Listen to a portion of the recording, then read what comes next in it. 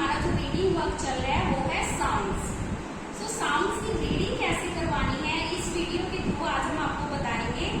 जिस वे से हम क्लास में रीडिंग करवा रहे हैं उसी वे से आपने भी अपने वर्ड को घर पर रीडिंग करवानी है ताकि उसके मन में कोई भी कंफ्यूजन ना रहे।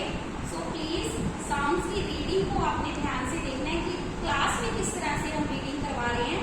एज इट इज आपने अपनी वर्ड को घर पर रीडिंग करवानी है। सो आज हम करेंगे sound of A. Sound of A. A की साउंड क्या होगी? ए। ए की साउंड क्या होगी यहाँ? A. So firstly at word family. Firstly हम लेंगे at word family. Here are two sound. यहाँ पे टू लेटर्स हैं, दोनों की साउंड डिफरेंट है। एट बट हमने जब 3 लेटर वर्ड्स को स्पीक करवाना है, 3 लेटर वर्ड्स बच्चे को रीड करवाने हैं, तो इसकी साउंड जो है वो एक साथ हम स्पीक करेंगे।